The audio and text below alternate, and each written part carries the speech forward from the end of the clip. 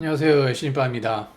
제가 앞으로 반도체 공정개발 관련한 콘텐츠도 한번 해볼까 생각 중인데요. 이미 반도체 공정개발 분야에서 분석 전문가 엔지니어 분을 모시고 인터뷰도 이미 진행을 했고요.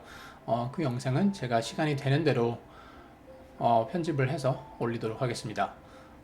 그에 앞서서 예전에 반도체 관련 질문이 제가 1대1을 진행을 할 때 나왔었는데요.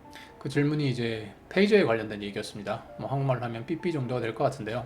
뭐 질문 내용은 페이저가 있는 반도체 공정개발 엔지니어는 밤에 잠도 못 자고 할 일도 너무 많고 그래서 워크-라이프 밸런스가 좋지 않고 그리고 아주 안 좋은 점은 진짜 개발 일에 깊이 참여하지 못한다. 뭐 이런 얘기를 어디서 들으셨는지 그런 질문을 해 오셨습니다.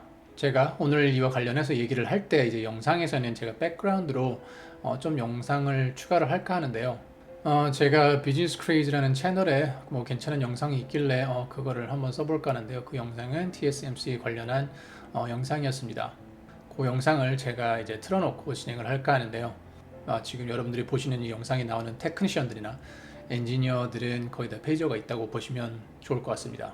제 생각에 이런 영상을 보면서 제 얘기를 들으시면 훨씬 현실감이 있지 않을까 그렇게 생각을 해요. 다시 이제 아까 그 페이저에 대한 질문으로 넘어가면요. 이거는 개발 사이클에 따라서 맞다고 할 수도 있고 틀리다고 할 수도 있을 것 같아요. 일단 확정적으로 말씀드릴 수 있는 거는 공정개발 엔지니어라면 누구나 페이저를 갖고 있다는 사실이고요. 여기서 페이저라 하면 뭐 저희는 다 워크폰을 가지고 있는데 이 워크폰을 뭐 페이저를 쓰느냐 안 쓰느냐 뭐 그런 차이가 있다고 보시면 될 것 같아요. 뭐 일하는 분야가 완전히 다르지만 디자인 팀하고 가장 다른 점이 이 부분이 아닐까 싶어요. 제 생각에 진짜로 이제 워크폰을 페이저로 쓰냐 안 쓰냐 이 차이가 되게 커요. 실질적으로 진짜 밤에 삐삐를 받냐 안 받느냐는 먼저 앞에 언급한 것처럼 이제 개발 사이클에 어디에 와 있느냐에서 이제 시작을 해서 뭐 소속된 그룹이 어디냐, 스태프가 충분하냐 안 하냐 뭐 이런 것도 되게 중요하고요. 정말로 엔지니어들이 일을 잘 하고 있냐 못하냐 이것도 굉장히 영향을 미칠 수 있고요. 오토메이션이 제대로 작동을 하고 있냐 아니냐도 굉장히 중요한 팩터가 될 수도 있습니다. 이런 것처럼 되게 많은 팩터들이 영향을 미치는데요. 가장 중요한 부분 말씀을 드리면 디자인 엔지니어들은 테이프아웃 스케줄에 맞춰서 일을 하기 때문에 보통 데드라인에 가까워지면 좀 바쁜 모양새를 보이곤 하는데요. 공정개발 엔지니어들은요, 숙제하듯이 풀어내야 할 문제거리들이 되게 많습니다. 뭐 회사 연구소에서 누가 시간을 낭비하겠습니까? 그죠? 근데 정말로 공정개발 엔지니어는 하루도 낭비할 시간이 없습니다. 매일매일 문제가 되는 공정 데이터를 리뷰를 하고요. 이제 그걸 바탕으로 해서 공정의 변화를 줘야 되고요. 이제 그게 문제의 크기에 따라서 그게 단순하게 공정 툴들의 parameter tweak으로 DOE를 구성하게 되는 그런 상황이 있을 수 있고요. 여기서 DOE는 Design of Experiment고요. 좀 더 큰 문제로는 재료 자체를 바꿔야 될 수 있는 상황이 있을 수 있고요. 그리고 공정 자체를 뭐 굉장히 많은 오퍼레이션이 있잖아요. 거기서 이제 공특정 공정을 아예 빼버리거나 추가해야 되는 그런 상황이 있을 수도 있고요. 또는 뭐 공정과 compatible 하지 않은 디자인 문제가 있을 수도 있습니다. 이런 것들이 매일매일 굉장히 다이나믹하게 일어나는 곳이 이제 연구소인데 이제 이 모든 변화의 기본이 되는 게 이제 베이스라인이라는 겁니다. 여기서 옆에 보여드리는 그림이 프로세스에서 가장 기본이 되는 베이스라인 컨트롤 차트라고 보시면 되는데요. 이 컨트롤 차트는 이제 트레이드 시크릿에 영향이 있을 수 있기 때문에 그냥 인터넷에 흔히 돌아다니는 그런 차트를 제가 여기 보여드리고 있는 거고요. 여기 나오는 데이터의 의미는 따로 예를 들지는 않겠습니다. 굉장히 많은 예가 있을 수 있는데요. 뭐 X축은 뭐 흔히 데이시 될 수 있고요. 시간 같은 거요. 뭐 X축 같은 경우는 타임이 주로 쓰이겠죠. 근데 Y축 같은 경우는 다양한 매트릭이 있기 때문에 어떤 걸 쓰느냐에 따라서 의미가 굉장히 달라질 수 있다는 것만 알아두시면 좋을 것 같고요. 이 그래프가 충분한 통계적 의미를 갖는 그럴 만한 수의 데이터를 가진 차트라고 가정을 하고 얘기를 하면 이 차트는 현재 BKM을 사용한 PR 공정을 거친 웨이퍼들의 데이터 포인트들이라고 보시면 됩니다. 여기서 제가 언급한 이제 BKM하고 PR은 구글 서치를 하시면 다 나오는데요. 여기서 BKM은 Best Known Method라는 얘기고요. 그리고 POR은 Process of Record라고 해가지고 현재 베이스라인을 구성하는 프로세스라고 보시면 됩니다. 이렇게 POR이라고 불리는 프로세스를 거친 웨이포들에서 얻어진 이제 데이터를 공정개발 엔지니어들은 베이스라인이라고 부르는데요. 거의 결정되어 있는 디자인 바탕에 뭐 세부적인 디자인은 계속 바뀔 수 있지만 뭐 큰 그림은 절대 변하지 않으니까요. 이제 그런 바탕에 공정 개발은 결함이라는 측면에서 볼 때 한 단계 한 단계 그게 옵티컬이든 일렉트리컬이든 개선이 돼야 되기 때문에 늘 새로운 공정은 이제 베이스라인과 비교를 해서 공정에 변화를 줄지 말지 결정을 하게 됩니다. 결국 이 베이스라인에 문제가 생기면 안 되기 때문에 여기서 문제라면 제가 지금 여기 보여드리고 있는 컨트롤 차트에서 컨트롤 리밋을 벗어난 데이터 포인트라고 생각하시면 되고요. 이제 이런 걸 리얼타임으로 모니터를 하게 되고 이제 공정개발 엔지니어들이 설정해놓은 워크플로우에 따라서 이제 이런 차트 이제 저희는 모니터라고 부르는데 모니터에 문제가 생기게 되면 이제 테크니션이나 아니면 저희의 오토메이션 시스템을 통해서 엔지니어에게 삐삐가 가게 되는 겁니다. 문제가 생겼어. 바로 알려주는 거죠. 잠시 여담으로 제가 이제 나중에 시간이 되면 공정개발 관련해서 이제 코스를 하나 만들어 볼까 하는데 그때 기회가 되면 이 컨트롤 차트에 대해서 그때 조금 더 디테일하게 설명을 할 수 있도록 해보겠습니다.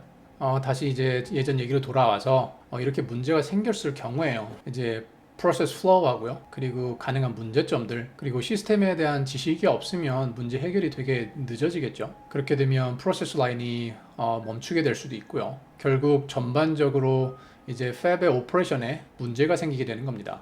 그렇게 되면 정말 수많은 프로젝트들이 있을 텐데 그런 프로젝트들이 영향을 받게 되고요. 그렇게 되면 코스트가 되게 많이 증가를 하기 때문에 회사 입장에서는 이런 문제를 최대한 없애려고 하는 노력을 하는 거고요. 그리고 문제가 있다면 빨리 고치려고 하기 때문에 이런 삐삐가 존재를 하게 되는 겁니다. 여기서 잠깐 생각을 해보시면 정말 수많은 프로젝트들이 엄청난 비용을 가지고 진행되고 있는데 베이스라인에 문제가 생겨버리게 되면 그런 프로젝트들 자체 문제 때문에 삐삐가 오는 상황도 있을 수 있는데요. 근데 기본적으로 가장 중요한 베이스라인에 문제가 생겨버리게 되면 정말 지금까지 수많은 돈을 들이고 인력을 이용해서 이제 진행한 프로젝트들이 날아가 버리게 되는 상황이 있을 수 있게 되는 겁니다. 왜냐면 베이스라인에 문제가 생겨서 우리가 진행한 프로젝트를 비교를 해볼 대상이 사라져 버렸는데 왜냐면 시그널이라는 게 이제 컨볼루트 되면은 이제 저희가 그런 문제가 있을 때는 최대한 디컨볼루트를 하려고 노력을 하는데요. 그 자체 그런 액티비티 자체가 굉장히 힘든 과정이고 그렇다고 해서 저희가 그런 시그널을 트러스트 할 수 있는지 그거에 대한 컨피던스도 굉장히 높지 못합니다. 따라서 베이스라인에는 최대한 그런 문제가 없어야 되는 게 맞고요. 결국 그런 문제들을 빨리 해결하기 위해서 삐삐가 있는 거고요. 결국에 엔지니어들은 자기가 속한 그룹의 인원수에 따라서 정말 재수가 없으면 짧게는 2 to 3 weeks부터 해가지고 뭐 그 사이클이 길다면 이제 2 to 3 months 아니면 몇 개월 간격으로 돌아오는 그런 페이저 스케줄도 있고요. 보통 인원이 부족한 개발 초기 단계에 이제 그런 때에는 소수 인원으로 돌아가는 상황이 많기 때문에 좀 더 힘든 경우가 많이 생깁니다. 그리고 추가적으로 말씀드릴 수 있는 부분은 앞에 제가 언급한 그런 상황들 외에도요. 이제 각각의 웨이퍼들이 어떤 프로세스를 받아야 하는지 설정해 주는 부분에서 이제 실수가 일어나게 되면 이제 문제가 생겨서 삐삐를 받을 수도 있고요. 이걸 다르게 좀 얘기해 보자면 엔지니어들 실수 때문에 삐삐가 오는 경우도 굉장히 많습니다. 그리고 뭐 툴의 오작동이나 이제 select wafer들이 특별한 프로세스를 받아야 할 때, 그리고 엔지니어들이 뭐 다른 엔지니어들의 도움이 필요할 때 페이지를 하곤 합니다. 결국에 어떤 인더스트리에 있건 간에 24/7 메인테넌스가 필요한 인더스트리라면 페이저가 다 있다고 보시면 되고요. 뭐 서버 관리 엔지니어부터 뭐 소프트웨어 엔지니어도 페이저 많이 가지고 있죠. 그렇게 생각하시면 좀 감이 더 잘 오시리라 생각을 합니다.